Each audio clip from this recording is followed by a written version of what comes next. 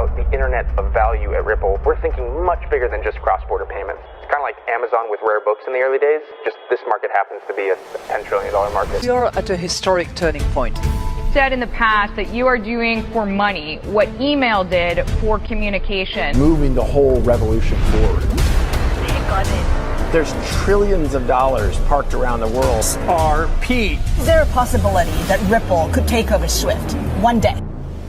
Welcome back, ladies and gentlemen, to an episode of 24-Hour Script. Let's get right into today's very, very important doubleheader. This is absolutely crazy. Where do we even start? So many events took place today. With Citigroup reviews partnership with crypto custodian Metaco. Absolutely insane. Remember, Ripple just bought Metaco for $250 million.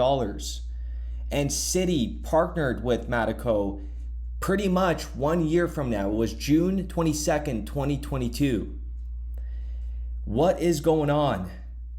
Well, take a listen to what Brad Garlinghouse said here. I think Citibank sees Ripple as competition, or do they? Messages to banks that have liquidity. So to some degree, Citibank and HSBC, really the top two, JPM, those are the top three liquidity banks. And when you're sending SWIFT messages, you're sending messages to banks to release liquidity and making sure the debits and credits match. So to some degree, really boil it down, Ripple's competing with the liquidity of Citi and the messaging of SWIFT, but in one, because we're both messaging and liquidity.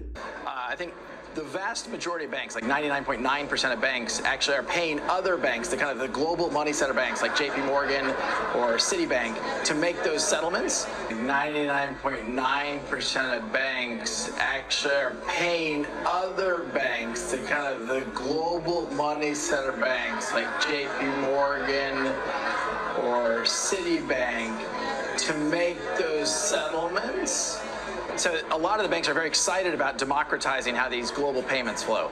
Or do they? Because this article from Bloomberg is not very, it's not 100% accurate. Because just take a listen to what it says here.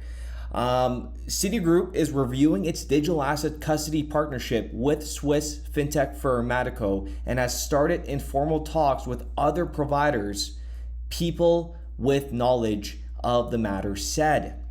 And they're not identified here. The people asked not to be identified because the deliberations are private. The Wall Street Bank announced the partnership with Metaco a year ago, right? So when we further go down, no one is commenting on this. A representative for Citi declined to comment, as did Trecini. I do apologize if I butchered that. He is head of Citi, and a Ripple spokesperson did not respond as well. So what's really going on behind these closed-door meetings? When we go on Metaco's website, Citibank is still listed as one of their partners. If this was very, very serious, and if something was getting triggered right now, and they really wanted out, I feel like this logo would have been gone by now. But what's really going on? Well, we have the SEC manipulating the market.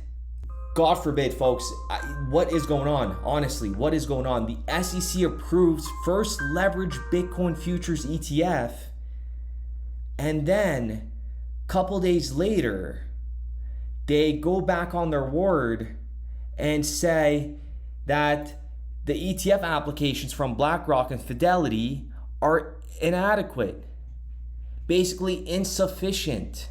And you know what Bitcoin does? It dips almost $1,200 from $31,083 all the way down to $29,850. I can't believe the manipulation that the SEC is doing right in front of the public, and this is okay. I cannot believe it. With that being said, ladies and gentlemen, let me know what you guys think in the comments down below, and we will be back with another episode. We started building RippleNet with the thesis that crypto liquidity would eventually be able to support robust global payments, large payments. RippleNet was designed so that customers seeing the benefits of our fiat-based network could flip the switch to ODL once the market was mature enough. And this is exactly what's happening. Flip the switch.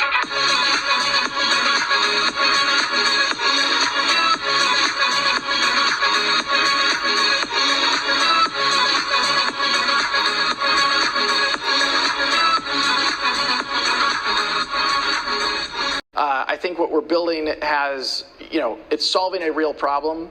And I think all of the tokens, my advice to anybody would be, understand the utility. If there's real utility and there's real value being delivered to a real customer, there will be value in the token.